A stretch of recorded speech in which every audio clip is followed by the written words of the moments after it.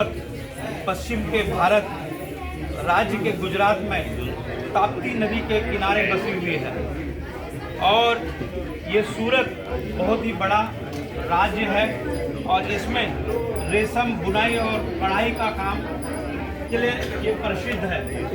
यहाँ पर textile market है, फैब्रिक शॉप्स है और यहाँ पर आप सब अलग अलग राज्यों से आकर इस सूरत को आगे बढ़ाने का आप लोग काम कर रहे हैं। हम लोग यहाँ पर उपस्थित महिलाएं, माताएं, भाइयों और सभी लोग मिलकर सूरत को आप लोगों ने बढ़ाया है। लेकिन जब तक आप संगठित नहीं होंगे तब तक सूरत में आपने सूरत को बढ़ाने के लिए जो कार्य किया है वो आपको उसका मान सम्मान नहीं मिलेगा।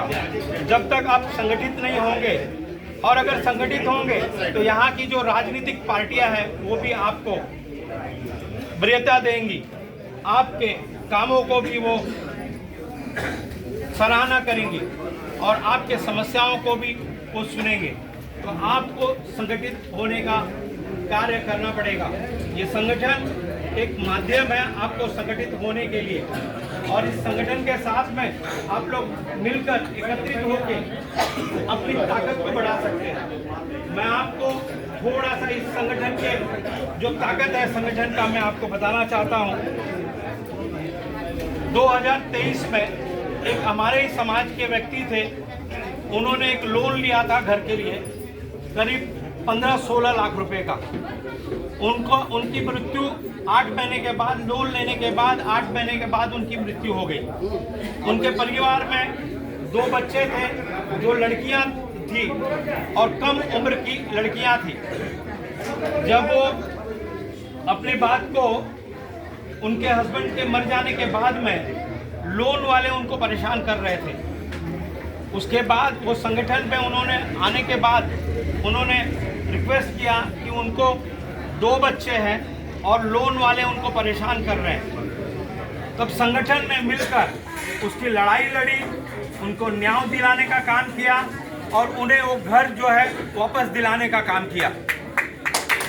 ये संगठन की ताकत है, क्योंकि जिस कंपनी ने उन्हें लोन दिया था उनका कहना था जो पॉलिसी निकाली गई थी जिस वजह से उनकी मृत्यु हुई थी वो पॉलिसी में वो कवर्ड नहीं था। कॉरोनरी आर्टरी डिसीज, जो डिसीज से वो मरे थे, हार्ट अटैक से, वो उनका कहना था कि जो लोन के लिए जो पॉलिसी निकाली गई थी उस पॉलिसी में वो कवर नहीं है, वो नेचुरल डेथ कवर नहीं है। लेकिन बिन समाज कल्याण संघ ने लड़ाई लड़ी और उन्हें न्याय दिलाने का काम किया और उन्हें वापस घर दिलाने का काम किया। ये संगठन का ताकत है। मैं जानता हूँ कि यहाँ भी सूरत की इकाई जो है वो बहुत ही मजबूती से काम करती है। जब भी समस्या, समाज के लोगों को समस्या आती है तब वो लोग मिलकर उस समस्याओं को निवारण करने का संगठन काम करती है।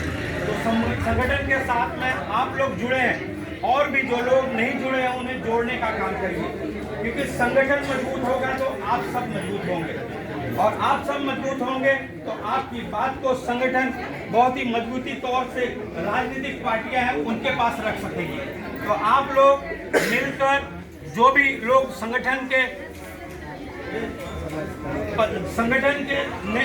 से नहीं जुड़े हैं उन्हें मैं रिक्वेस्ट करूंगा कि संगठन के साथ जुड़े और लोगों को जोड़ने का काम करें, क्योंकि संगठन ही एक ऐसा माध्यम है जो आप लोगों को न्याय दिला सकता है। उसके साथ में मैं आपको बताना चाहता हूं, आज हम लोग 21वीं स्थापना दिवस मना रहे हैं। इसके अवसर पे मैं आप सभी को बहुत ढेर सारी शुभकामनाएं और बधाई देना चाहता हूं। आज हम लोग 77 रिपब्लिक डे, गणतंत्र दिवस मना रहे हैं। आपको बता दूं, डॉक्टर राजेंद्र प्रसाद, उन्होंने 21 तोप, जो राष्ट्रपति थे, पहले राष्ट्रपति देश के, उन्होंने 21 तोपों के साथ में उन्होंने तोपों को देकर 1950 में 26 जनवरी 1950 को उन्होंने देश को संपूर्ण गणराज घोषणा की थी। और ये जो गणराज है, गणतंत्र दिवस है, ये हम सबका गहना है, इसे हम सबको बचाना है, क्योंकि हमें ये अधिकार जो संविधान हमें अधिकार देता है, खासकर महिलाओं को पढ़ने लिखने का अधिकार हमारा संविधान देता। जो आप सब यहाँ बैठे हैं वो आपको अधिकार, आपको आपका संविधान दे दिया है। तो इस संविधान को, इस गणतंत्र को बचाने का काम आप सभी का है, क्योंकि आप जानते हैं आज़ादी के पहले महिलाओं को पढ़ने का अधिकार नहीं था, बोलने का अधिकार नहीं था, उन्हें नौकरी करने का अधिकार नहीं था, ऐसे समाज में बैठने का अधिकार नहीं था। लेकिन इस संविधान ने आप सभी को एक ताकत दी, जो आप सबको यहाँ बैठने का, बोलने का, आपके बच्चों को पढ़ाने का अधिकार दिया।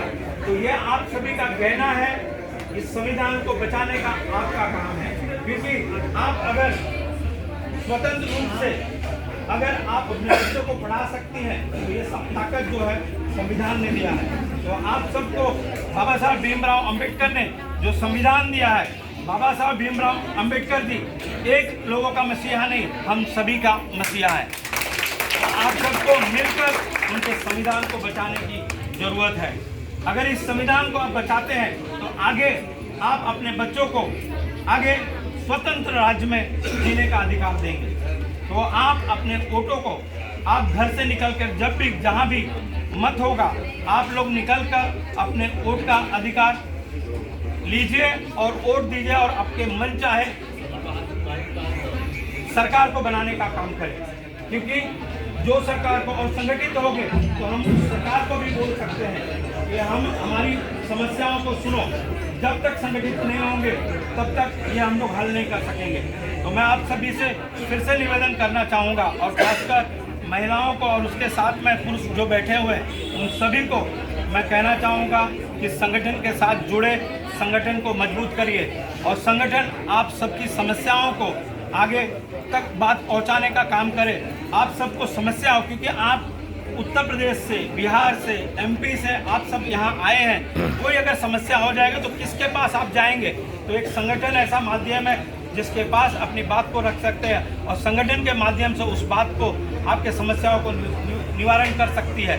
तो मैं कहना चाहूँगा कि आप इस संगठन को जोड़िए। और आपने देखा होगा पिछले कई वर्षों, 21 साल से आप लोग देख रहे हैं ये संगठन सूरत में बहुत ही अच्छी तरीके से काम कर रहे हैं। कहीं किसी का एक्सीडेंट होता है तो सूरत के जो हमारे यहाँ के पदाधिकारी है वहाँ पर पहुँचकर उसको कार्य करने का काम करते हैं, और उसको जो भी समस्याएं हैं, जैसे सर्टिफिकेट मिलने में कोई समस्या हो जाती है, कहीं फंस जाते हैं, तो सूरत की इकाई मिलकर उसको निवारण करने का काम करते हैं। ये सब आप सब जानते हैं। तो मैं चाहूँगा कि भिन्न समाज कल्याण संघ के साथ आप लोग जुड़े, क्योंकि यही एक संगठन है जो सबसे पुरानी, और आपने देखा होगा 21 साल से मजबूती से बहुत सारे संगठन आए और चले गए, लेकिन भिन्न समाज कल्याण संघ आपके साथ में जुड़ा हुआ है और आपकी बातों को वो आगे पहुंचाने का काम कर सकते हैं। इसी कड़ी में मैं भी भिन्न समाज कल्याण संघ का राष्ट्रीय अध्यक्ष होने के नाते मैंने देखा कि आप सभी की समस्या है। जो बहनें भाई है हमारे पास में आ रहे थे,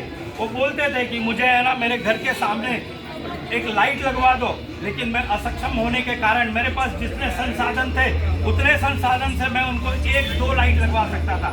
लेकिन व्यापक रूप में अगर ज़्यादा लाइट लगवाना होगा तो आपको राजनीति में जाना होगा, तभी जाके आप है ना सभी का काम कर सकते हैं। ये उद्देश्य लेके मैं समाजवादी पार्टी में जुड़ा, क्योंकि समाजवादी पार्टी एक ऐसी पार्टी है जो हमारे फूलन देवी को जेल से निकालकर सांसद बनाने का काम उन्होंने किया, सम्मान देने का काम किया। तो वहाँ समाजवादी पार्टी जो है हमारे विचारों को सुनती है, हमारी समस्याओं को सुनती है।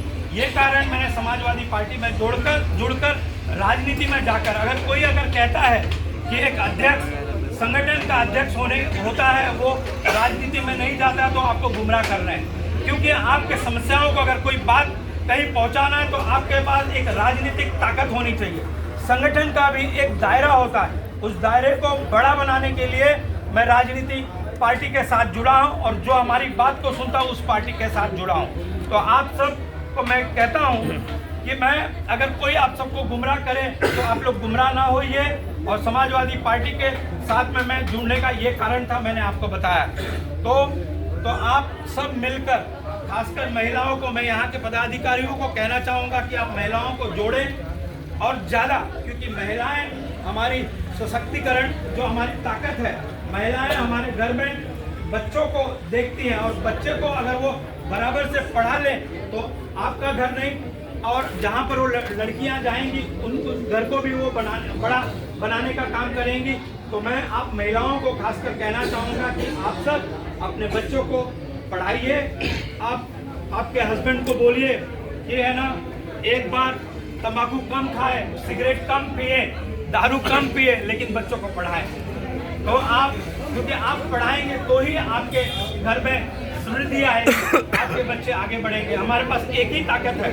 तो इसी के साथ में मैं वाणी मैं यहीं पर समाप्त करना चाहता हूँ। जय केवट समाज, जय बिन समाज, जय निषाद समाज, जितने भी उपजातियाँ हैं सबकी जय। जय भारत, जय गुजरात, वंदे भारत।